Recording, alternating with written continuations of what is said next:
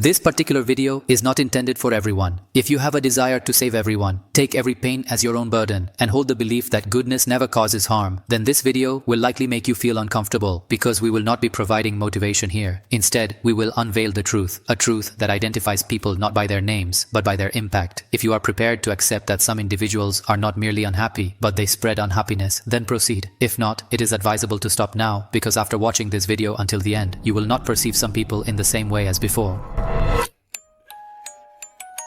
Let's commence with an inquiry. Have you ever experienced that after encountering certain individuals, you feel utterly exhausted? No tasks were completed, no disputes occurred, no disagreements arose. Yet, your mind feels burdened, your brain feels lethargic, as if someone silently sapped your energy. And the peculiar aspect is, you can't even label them as a bad person. They are weeping, they are distressed, they depict themselves as victims.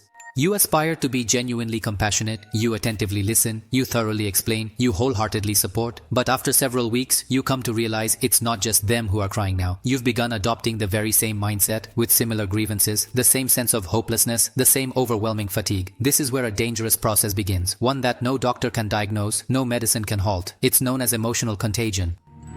Since childhood, we have heard one thing: help everyone, support those who are sad, be a good person. But no one taught us that not every sad person is innocent. Some people are not trapped in sorrow, they create sorrow. Some people are not unlucky, they spread misfortune around them. And the most dangerous thing is that they do it quietly. Look at history. There was a woman named Lola Montez. Whoever came close to her did not rise. A king came, the kingdom fell apart. A lover came, life ended. A husband came.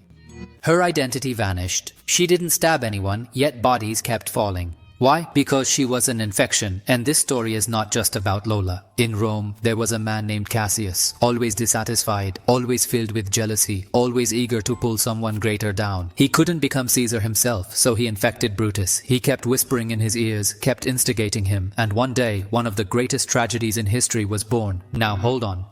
Here's a question that might make you uncomfortable. If infection is so dangerous, then why isn't good fortune contagious too? Why do you feel better around certain people? You think faster, your self-confidence grows. Look at Napoleon, a rough, uncivilized, violent soldier. But when he was around Talleyrand, he began to change. His language changed, his behavior changed, his thinking evolved. Why? Because emotions are like the air. You can't see them, but as soon as you breathe, they enter inside you.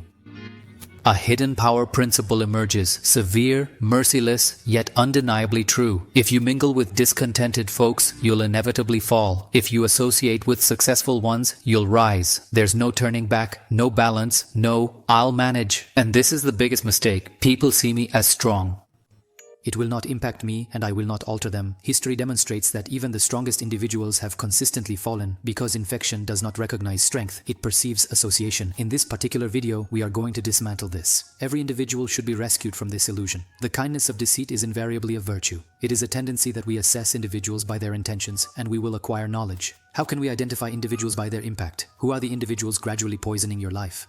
How can you distance yourself from them without feeling guilty and without needing to provide an explanation? This video is not intended as motivation, rather it serves as a cautionary message. If you listen attentively until the conclusion, you will not become vulnerable. But if you disregard it, you might be gradually suffering from another person's misery. If you sense that this resonates with your life in any manner, like this video because it is not designed for the algorithm. Subscribe for your own self-preservation. If you desire psychological insights that are beneficial, certainly, but ensure it functions effectively, and simply inscribe the term quarantine in the remarks as a reminder that not every ailment is remedied through medication. Some maladies are solely remedied through separation. Thus, let us commence with the 48 Laws of Power, Law 10.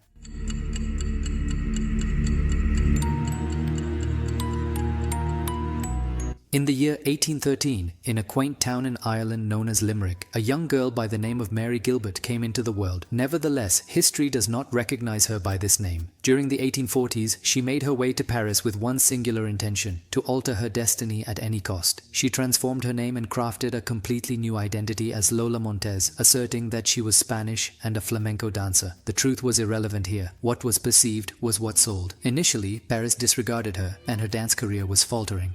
To survive, she became a quotation, and surprisingly, she quickly rose in this game. But Lola knew that if she wanted to return as a dancer, talent alone wasn't enough. She needed power, and that power was named Alexandre Dujarier. the owner of France's biggest newspaper and a drama critic whose one line could make or break a career. Lola decided to win him over, not with emotions, but with strategy. She studied his habits. Every morning, horseback riding. Coincidence. It wasn't merely a coincidence. One particular morning, Lola also ventured out on horseback and seemingly accidentally encountered him. Subsequently, they met each day, rode together, and within a few weeks, Lola relocated to his residence. The beginning was indeed beautiful. With Dujarrier's assistance, Lola's dance career began to flourish once more, and he advanced so significantly that, disregarding societal norms, he started informing friends he intended to marry her. He was unaware that Lola was already wed to an Englishman and remained legally his wife. Love was indeed blind, but fate was not kind to Dujarrier's existence. Slowly, things began to slip, the business declined, and friends drifted apart. One night, he got an invite to a party by wealthy young folks in Paris. Lola wanted to go too, but he said no. This was the first crack. Drunk, Dujarrier insulted a powerful drama critic, Jean-Baptiste Vieux-Vallon, maybe over Lola. The next morning posed a tough challenge for Lola. The duel involved one of France's most dangerous pistol shooters. In these duels, participants should have apologized, but beyond the law, apologies mean nothing. A shot rang out, and a talented young man was tragically killed just for trying to warm himself by the wrong fire. Lola was devastated and left Paris. 1846. Now she was in Munich, a new place, a new target, the King of Bavaria, Ludwig. Lola found a way not to reach the king, but to his weak point, which was Count Otto von Breck, a close confidant of the king and a lover of beautiful women. One day, the count was having breakfast in an open cafe when Lola passed by on horseback, and suddenly fell off the horse, right at the count's feet. The count was captivated.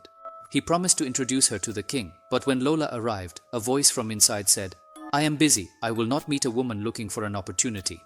Lola did not stop. She pushed the guards aside and entered the room. In the commotion, her dress tore. Whether it was intentional or accidental, no one knows, but what was seen was unforgettable.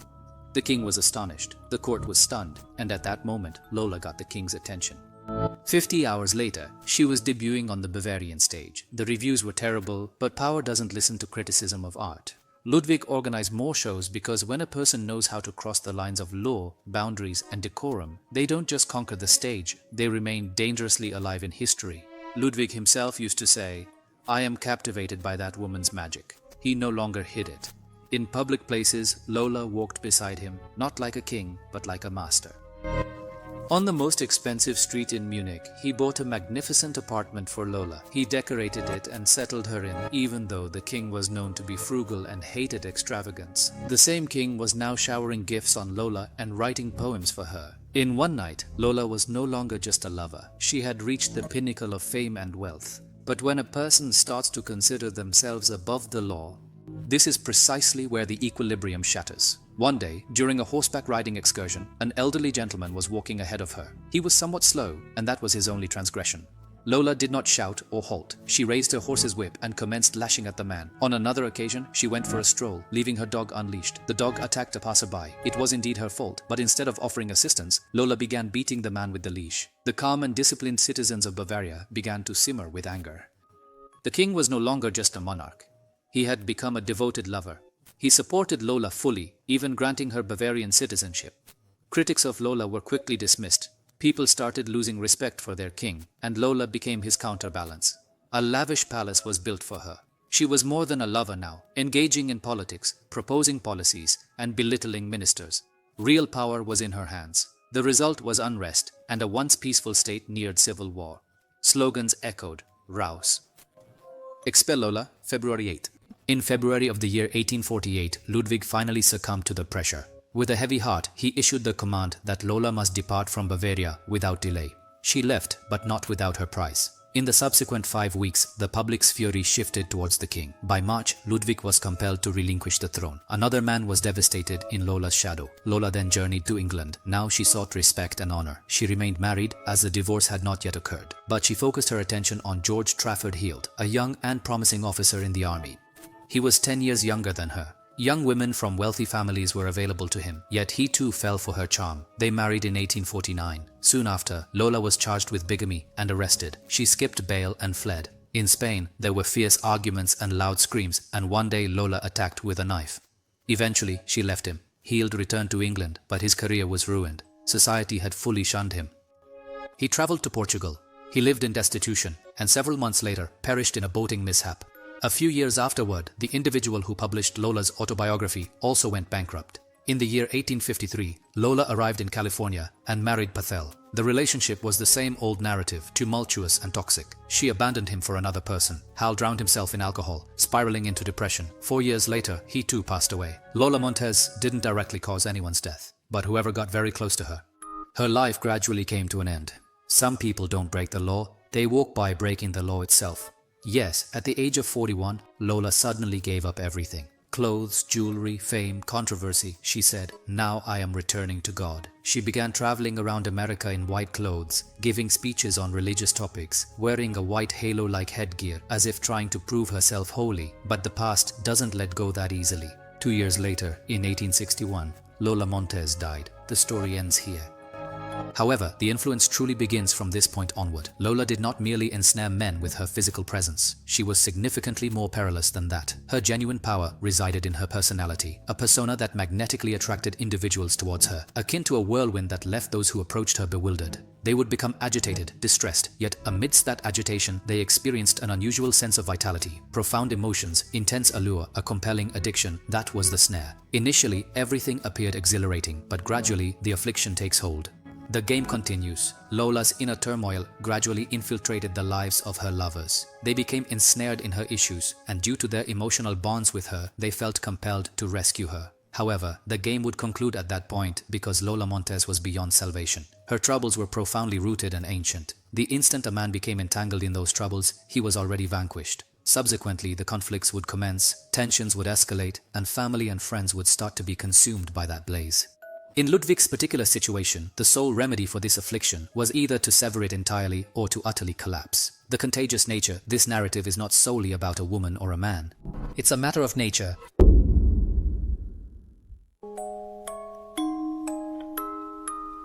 This video was not meant to make you ruthless. It was meant to make you aware because there is a thin line between kindness and foolishness, and most people recognize it when it's too late. Remember, it's not your job to save everyone. You are not a hospital, you are not a rehab center, you are not responsible for someone's incompleteness. Some people do not want to get better, some people make their pain their identity, and the person who has connected with their pain burns with your peace. The most dangerous thing is that the infection does not have an immediate effect.